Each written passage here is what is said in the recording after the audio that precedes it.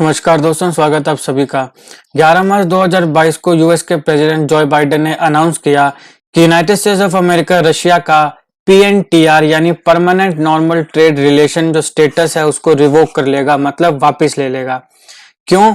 Russia को punish करने के लिए जो उसने यूक्रेन की इन्वेजन की है। तो इस वीडियो में हम देखेंगे कि पीएनटीआर यानी परमानेंट नॉर्मल ट्रेड रिलेशन ये है क्या, किस एग्रीमेंट के अंदर दिया जाता है और इसको वापस लेने से, रिवोक करने से रशिया के ऊपर क्या असर पड़ेगा। तो इस वीडियो को अंत तक जरूर देखिएगा और अगर चैनल पर नए हो तो चैनल को सब्सक्राइब कर लीजिएगा।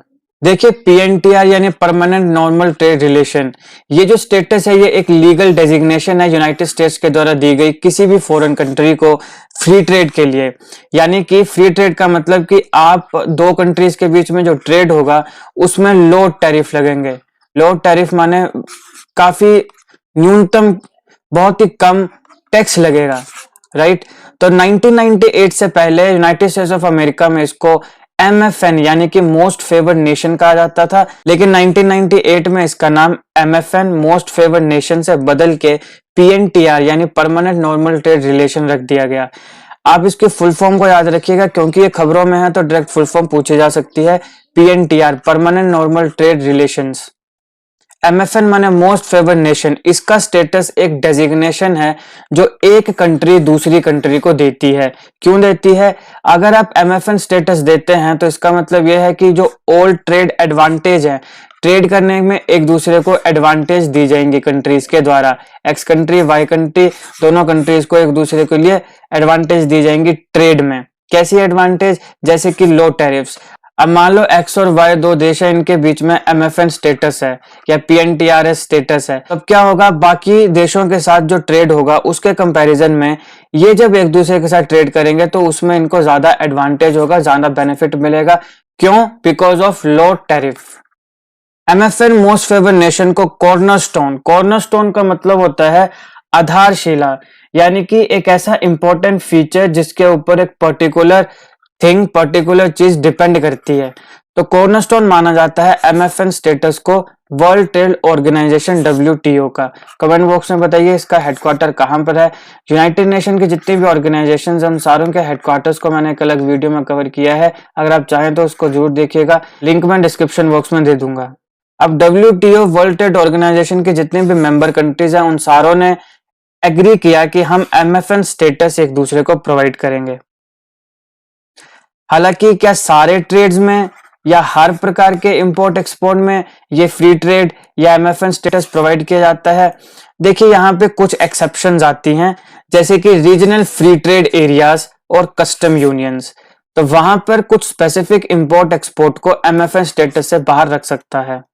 अब WTO वर्ल्ड ट्रेड ऑर्गेनाइजेशन के रूल्स के माने तो कोई भी देश जिसने अगर एक बार किसी को MFN स्टेटस दिया है तो वो उसको जब चाहे, अगर उसको ऐसा लगता है कि अब इसके ज्यादा समय के लिए या इससे ज्यादा हम उसके साथ फ्री ट्रेड नहीं कर सकते तो उसको रिवोक कर सकता है।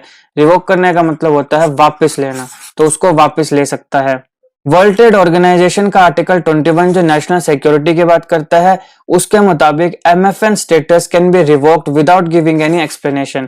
कि जरूरी नहीं है भाई एक्स कंट्री ने अगर वाई कंट्री को मान लो एक MFN स्टेटस दिया, अब वो चाहे तो कि मैं अब इसको रिवोक कर लूंगा, वापस ले लूंगा।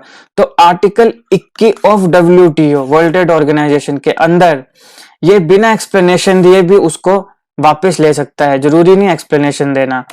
तो क्या भारत ने किसी देश को ऐसा था कि पहले MFN स्टेटस दिया और फिर वापस ले लिया? तो बिल्कुल हमारा पड़ोसी देश पाकिस्तान, इंडिया ने पाकिस्तान को भी MFN स्टेटस दिया था, लेकिन 2019 में जब पुलवामा अटैक हुआ तो उसके आफ्टर मैथ, उसके रिस्पॉन्स में इंडिया ने इसको वापस ले लिया।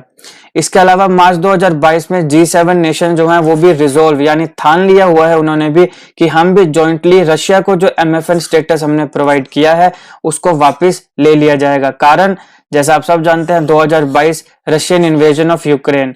यूक्रेन में क्या इंपॉर्टेंट चीजें हैं, क्या खासियत है, इंपॉर्टेंट ब्यूटीफुल यहाँ पे लैंडस्केप्स हैं, तो ये यूक्रेन के ऊपर मैंने एक अलग वीडियो जरूर बनाई है जहाँ पे मैंने यूक्रेन से जुड़े सारी इंपॉर्टेंट चीजें उसमें कवर करी हैं, अगर आप चाहें तो देख सकते हैं।